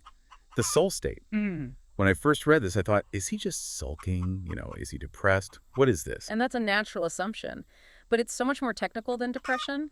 Selling up is an old agricultural term from the South. Yeah. You might use it for a mule that just refuses to pull a plow, or a cow that won't cross a stream. To a casual observer, it just looks like stubbornness. Right, like it's just being difficult. Exactly. But in this text, it's recontextualized as a physiological freeze response. It's a system failure. So it's like a computer crash. Precisely. Think about it like a computer. If you overlay the CPU with too many tasks, it freezes to prevent permanent damage. That's the general. And what's overloading him? The hum. He tries to crow against the mill. He tries to outshout this piece of massive industrial infrastructure. He pushes his biology to the absolute limit to assert his own frequency, his own dominance over this machine noise. And he fails. He can't. He hits a wall where his biological output simply cannot match the industrial input. It's a losing battle. So he just shuts down. He crashes hard. JD, one of the human observers in the text, he's part of this Greek chorus that's always watching from the porch. He calls it a boundary failure. A boundary failure. Wow. His internal reality collapsed because it couldn't hold the perimeter against the external pressure. So he isn't sad, he's rebooting. He's just frozen. And when he comes back online, so to speak, he's different. It's like the reboot installed a new driver or a new piece of software. A new operational directive, yes. He realizes that just being a rooster isn't enough. Flesh and blood and crowing can't beat the paper mill. The old way doesn't work. So he starts looking for something heavier. He starts looking for mass. And this is the search for mass. It's this whole new phase of his existence. He realizes he needs, and this is another great term from the text, he needs borrowed gravity. Borrowed gravity. I love that. It's so poetic, but also so technical. It's perfect, isn't it? He can't generate enough on his own, so he has to find it somewhere else. And this leads to one of the most bizarre and, frankly, touching parts of the whole story. I know exactly what you're going to say. The general goes looking for a partner, but he doesn't look for a hen. He looks for a tractor. He courts the machine. Now, it sounds completely absurd on the face of it. It sounds like a cartoon. But if you follow the logic of the text, it makes a strange kind of sense. Explain that logic, because my first read, I thought he'd just lost his mind. Well, he's looking for something that can withstand the hum, right? He sees this red tractor. It's huge. It's heavy. It doesn't flinch. It vibrates when it runs, but it's a stable, powerful vibration. So to him, that isn't a vehicle. No. To him, that is a superior organism. That is a potential partner with the density required to hold the line against the mill's frequency. He actually brings it gifts. That's the part that got me. Yeah. He brings it grain. He brings it feathers. He does his little wing drag dance, the kind he would do for a hen. He performs it for the tires. It's an actual courtship ritual. He is trying to establish a bond. He is treating the tractor's silence not as indifference, but as a kind of stoic acceptance, like it's playing hard to get. And there's this one moment that really just highlights his desperation. The hydraulic leak. Oh, the puddle. The puddle. My God. The tractor leaks hydraulic fluid. To us, that's a maintenance issue. You call a mechanic. To the general, that's an egg. It's an offspring. It's a warm, viscous fluid produced by the machine he's been courting. So what does he do? He broods over it. He covers it with his wings to try and incubate it. That is just, it's heartbreaking. He is trying to hatch a tractor. He is trying to incubate an absence. That's the phrase. He believes if he can just combine his biological will, his warmth, with this mechanical mass, he can produce an air that won't die, an air that won't freeze in the winter. An air that's part machine. He's trying to secure a legacy that can withstand the industrial world. He's trying to solve the problem of his own mortality. But the machines don't always play nice. They're not all stoic partners. We have to talk about the centrifuge. Ah, the logic intervention. Right. What is that about? Rick, one of the other observers, brings in this barrel rig to clean things. It spins, it makes noise, and the general, he just hates it. He despises it. Why does he love the tractor but hate the centrifuge? They're both machines. It's all about frequency. The tractor was heavy and mostly silent, a stable partner, a source of gravity. The centrifuge is loud and rhythmic. It spins at a frequency that directly competes with the general's own authority. So it's a rival. It's a rival male. It's a hostile hum. So what do you do with a rival male in your territory? You attack it. And this is where he loses the spur. Yes. This is the tragic outcome of that battle. He kicks the belt drive. It is a moment of pure, raw, biological aggression against a mechanism. Does it work? In a way. He jams the gear with his own body part. He snaps his spur clean off in the pulley. It does stop the machine, actually. But he pays the price. He is now physically diminished. He's baffled the machine for a moment, but he hasn't defeated it. It's such a brutal lesson. He learns you cannot fight the machine with bone and sinew. You can't. The tractor was a bust because it was completely indifferent to him. The centrifuge was a bust because it was hostile and it broke him. So now he's battered, he's limping, winter is setting in, the search for mass isn't working, he's running out of options. He is. He's at a real low point. But then he finds the incubator. And this feels like the major turning point in the entire narrative. It is the pivot, absolutely. Right. He abandons the tractor, he moves into the coop and finds this plastic box. Just a cheap farm store incubator. Right, but consider the sensory details from his point of view. It hums, it has a heating element, it has a little fan, it runs on electricity. The general recognizes that hum. Not as a rival, though. No, this hum is different. The text says he recognizes it as frequency A pretending to be frequency B. So industrial power masking itself as a mother, as warmth, as life. Correct. And he has this profound realization, this is it. This is the future. He understands the way forward isn't to mate with the big machine outside, it's to co-opt the little machine inside. So he stops courting. He starts guarding, he climbs on top of the incubator, he spends days just perched there, pressing his chest against the plastic. What's he doing? He's synchronizing his breathing with the motor, he's aligning his biological rhythm with the machine's electrical rhythm. Joon, another observer, has this incredible insight. He says the general decides to father the machine that fathers. Wow. That's a wild concept. He's basically saying, I can't create a machine here myself, so I'll become the patron, the protector of the machine that creates life. I will be the battery for this thing if I have to. And he has to. That's the incredible part of the story. The power outage. The outage, yes. This scene, it's something else. It is the dead of winter. A storm hits, the grid fails. The hum from the mill stops. The heat lamp in the incubator goes off. The eggs inside are going to die of cold. This is the ultimate test for him. The machine has failed. Its power source is gone. The current is gone. So he becomes the current. He becomes the current. He flattens himself against the plastic casing. He uses his own body heat, the text calls it his metabolic reserves, to try and keep those eggs warm through the plastic. He is literally burning himself up to save them. He is. He's shivering. He's exhausting himself. And he makes this sound, a low, vibrating drone. He's replacing the hum. He is literally mimicking the electrical hum of the machine to keep the concept of the machine alive. He is filling the gap in the grid with his own body, with his own life force. It is the ultimate act of service. He isn't trying to save himself at this point. He's saving the data. He is saving the next generation, the potential.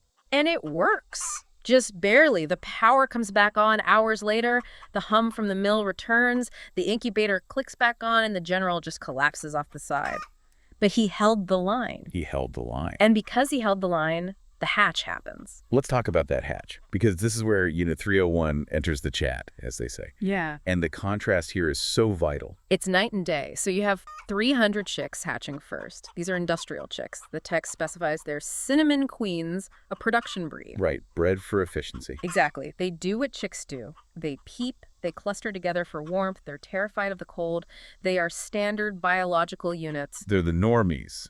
They're just being chickens. Precisely. They are biology behaving exactly as biology is programmed to behave. But then there is the anomaly, the last egg. Unit 301. Unit 301 emerges, and it emerges clean. It doesn't struggle. It's a clean break. And it does not peep. It does not run to the group for warmth. It just stands there. What is it doing? It is listening. To the hum. It is tracking the mill immediately.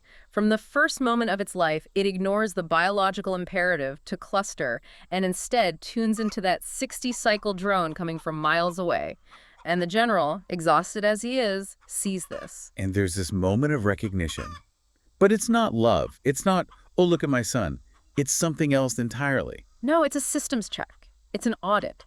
The general looks at this chick and realizes this one has the receiver. The right hardware. The right hardware. It isn't about size or strength or color. It is about frequency. This chick is born already tuning to the world as it actually is, not as biology wants it to be. This is the air. So the general takes Unit 301 under his wing, literally and figuratively. But this isn't normal parenting. This is not how a rooster raises a chick. No, it's not parenting at all. JD calls it an apprenticeship. I would probably call it a data transfer. Okay, so this brings us to part 3 of our dive, the curriculum. The handover. The general separates 301 from the brooder, from the other chicks. He uses food not just to feed it, but to lure it away from the warmth into the cold, hard, functional parts of the coop. He's hardening it. He's teaching it that comfort is not the goal. Function is the goal. He is teaching it the checklist. Yes, and this is such a key concept, I think, for anyone listening.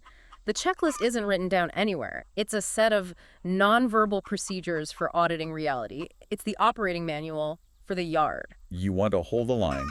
You have to know where the line is, and you have to check it constantly. That's it. So the training begins. Let's look at the specific lessons because they are fascinatingly specific. First up, wire tension. Right. It seems so mundane. The general teaches 301 to peck the fence wire, but not to eat it or to sharpen its beak. He's teaching it to listen to the vibration. Like tuning a guitar string. Exactly. A tight wire sings, it has a clear tone. A loose wire gap, a vulnerability sounds dull, it thuds. He is teaching the chick to interpret tension, to find the weak spots in the perimeter through sound. That's incredible. It's teaching acoustics as a security protocol. It is. And then there is the mud. The thixotropic mud. I admit I had to look this term up. Me too. It's a fluid that changes its viscosity. It's a great scientific detail. It means the mud liquefies under pressure or stress. If you move fast or put too much weight on it, it gives way. The sump area of the yard. Yes. And the general's lesson is simple. He walks into it and starts to sink. He shows 301 by example. Look, the ground is treacherous here. It is not what it appears to be. So it's a lesson in physics, in material science. It is a lesson in load limits. He is teaching the chick that the earth isn't always solid. You have to negotiate with it. You have to know where the world pushes back and where it will swallow you whole. And then, of course, the foundation of it all, the hum. They practice this every day, aligning with the sound of the mill. And not just the steady drone. When the mill changes rhythm, because sometimes they shift loads or there are maintenance cycles, the sound changes. And what does he teach 301 to do? He teaches it to adjust. Don't fight the sound. Tune to it. Find the pocket where you can exist within the noise. Don't try to dominate it, because you can't. Yeah. Just align with it. It's a lesson in adaptation, not conquest. There's this one specific scene that I think just defines the whole relationship. The gap exam. The pass-fail moment. The final exam of the apprenticeship. 301 is walking the perimeter, doing the checklist, and it misses the loose wire. It's a small one, but it's a gap. He just walks right past it. And the general, who's been following behind, just stops him. He issues this sharp cluck. And the text is very specific. It is not a sound, it is a closure. What does that mean, a closure? I think it means it's not a communication, it's a command. It's a hard stop. A period at the end of a sentence. It's an error message. And 301 gets it. Immediately. The chick turns around, goes back to the wire, pecks it again, realizes its mistake, and then, this is the best part, it scratches doot and debris into the gap to patch it. He patches the vulnerability. He doesn't just identify it, he fixes it. And that is the moment of transfer. That is the transfer of jurisdiction. The general knows, in that moment, that the software has been successfully installed in the new hardware. The system is safe. Which brings us to part 4, the succession itself. Because now that the air is ready, the general has to, well, he has to fade. He has to get out of the way. He does. But before he fully fades, there is an audit, an external one. The stranger. This part is so eerie. It's very mysterious. This man in a tweed jacket and clean boots in a muddy yard, which is a detail in itself. He just walks into the yard. And he doesn't speak to the humans, really. He sort of ignores them. He's there for the general. He is. It's a standoff. They just look at each other. The man and the rooster. It's weird, right? Is he a ghost? Is he the original owner of the land? What is he? The text leaves it ambiguous, but functionally, I think he is an external auditor. He is the system checking its own status. He's a field inspector. So he looks at the general at the yard, a Unit 301, who is now getting bigger. And he sees the work. He sees the line is holding. He sees the succession is in place. And he nods. He validates the entire legacy. He says something like, "You've been busy," and then he just turns and leaves. It is like the universe itself signing off on the paperwork. Okay, job done. Approved. Exactly. And once that external validation happens, the internal hierarchy shifts visibly. We see it in the roosting order. This is such a subtle but incredibly powerful visual. For the whole book, for his entire life, the general has been the top bird. He sleeps on the top rung of the roost. It's the position of authority. But the very next night, after the stranger visits, he takes the lower rung. He voluntarily demotes himself. Right. And Unit 301, without a word, takes the top. And it's unspoken. Nobody tells him to do this. It has to be. True authority doesn't announce itself. It just assumes the position. The hierarchy has inverted. And with that, the general is what, retired? He's conserving energy now, he's moving into a support role, he's done the hard work, and just as he does that, Unit 301 begins to crow. And the crow changes, right? It's not great at first. No, at first it's ragged, it breaks. The text calls it a teenager crow. It's thin and can't quite cut through the hum of the mill. But it gets stronger. Over a few days, it fills out. It gains mass sonically. It becomes full and unapologetic. And as 301 finds his voice, the general stops using his. He goes silent. He doesn't need to anymore. He no longer needs to broadcast because the frequency is being covered by the new unit. The signal is strong. There's also this final, strange detail about the interior design. Yeah. The general starts moving straw around in the coop. Yes, Joon calls it interior design as trauma response, which is a great line. But what is he actually doing? It's not random. No, it's optimization. He's creating channels in the straw. He's rearranging the space to guide the flow of the new generation of chickens. Even in his decline, he is optimizing the environment for the successor. He's making it easier for 301 to lead. He's greasing the wheels of the system. It's an act of pure service. It's so thoughtful. It's structural love. That is a beautiful way to put it. Structural love. It isn't hugs and kisses. It is making sure the floor is level and the traffic flow works. So we come to the final phase, part 5, the burial and the abide. The general has one last piece of business to attend to. The shard. The shard. We haven't talked much about this, but it's been a recurring object. Throughout the text, the general has been carrying this piece of ancient pottery, a fragment he dug up from the mud. And it has a very specific meaning for him. It's connected to a lost hen, Nora. Right, she was lost to a predator, most likely. It's left a bit vague. And the general found the shard and treated it as grievance. It was the physical manifestation of his loss. It was proof that something was taken from him, from the system. He carried it around, he'd put it on the roost, he used it to challenge predators. It was his symbol of resistance, of an injustice that hadn't been resolved. It was his anger, made solid. But now, Now the succession is secure. The line is safe. The system is redundant. He doesn't need the grievance anymore. The anger was fuel, but he doesn't need that kind of fuel now. He needs rest. so he buries it. He takes it back to the thixotropic mud, the place of instability, and he puts it back in the ground. He returns it. It is this profound moment of letting go. He's ending his grievance with the world. He is acknowledging that the need for placeholders has passed. He doesn't need to hold on to the symbol of the past because he has successfully secured the future. The debt is paid. And after this, he enters this state the text calls abide energy. Abide energy. I love that term. It's not death. Not yet, anyway. It is release. He is released from the burden of being the sole anchor. The weight is off his shoulders. So what does he do? He rests. He goes to the porch and sits on the rail. He closes his eyes. He breathes. And the text says the rail holds. The porch rail held. It's a refrain that comes up. The infrastructure supports him now. He supported it for so long, and now it is supporting him. He can finally trust it. And the yard just continues. That is the most important part. The general fades back into the system, but the system doesn't stop. It doesn't even pause. Unit 301 walks the perimeter. The hum continues. The feeder moves, mysteriously, as always. But the birds eat. Life goes on. And that line from the end. The line held because the general maintained it long enough to train redundancy into the system before failing back into it. That is the thesis statement of the entire work right there. He didn't live forever. He didn't beat the mill. He trained redundancy. He made himself obsolete by creating a copy that could function even better in the current environment. It's, when you put it that way, it is actually incredibly successful management. It's a perfect succession plan. It is the ultimate leadership achievement, to work so hard that you make yourself unnecessary. So bringing all this to our outro, we started by saying this isn't a fable. A fable teaches a moral, like don't be greedy, or slow and steady wins the race. Right. Simple lessons. This doesn't teach a moral. It teaches mechanics. It teaches us how systems work, how they perpetuate themselves. It shows us that continuity isn't about being the strongest or the loudest. It is about alignment. It is about understanding the environment and, crucially, about passing the checklist on to the next operator. There's that great debate in the text between the humans, Papa the owner, and JD.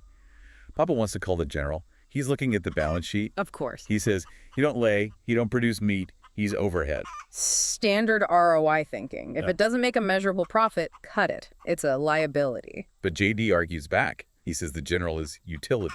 Utility. What a fantastic word choice. He grounds the electrical charge of the farm. He prevents chaos. You don't cull the ground wire in your house just because it doesn't generate electricity? No, you keep it because it keeps the house from burning down. It's essential infrastructure, even if it's not productive in a conventional sense. That is such a huge takeaway for you, the listener. How many things or people in our own lives are utility? They don't produce the flashy output, they don't get the credit, but they hold the entire reality together.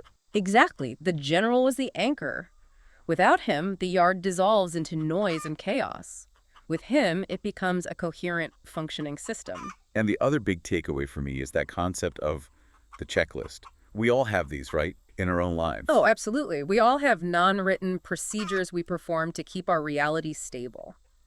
Checking the locks at night, texting a friend to let them know you got home, the specific way we organize our desk before we start work. We audit our own lives constantly. We do. And the general's legacy, his true success, was that he successfully taught someone else how to do the audit, how to run the checklist. Passing it on is the ultimate act of leadership. I think I'm going to remember that. It really is. It's about continuity, not personal glory. Before we go, I have to ask you about the provocative final thought that the book leaves us with, the feeder. Ah, the feeder, the ghost in the machine. Throughout the text, the chicken feeder moves. No one remembers moving it. The humans all deny it. It just shifts. 6 inches to the left 1 week, 2 feet to the right the next. It's this quiet, persistent mystery. And it suggests something a little unsettling. It suggests that maybe the system itself has agency. Right, like, is the farm itself alive? Is it a character in this story? We have been talking about the General and Unit 301 as the agents, the ones making decisions. But maybe they're just components. Maybe the yard itself is a self-correcting machine that just happens to use biological parts, roosters, humans, worms, mud, to keep itself running.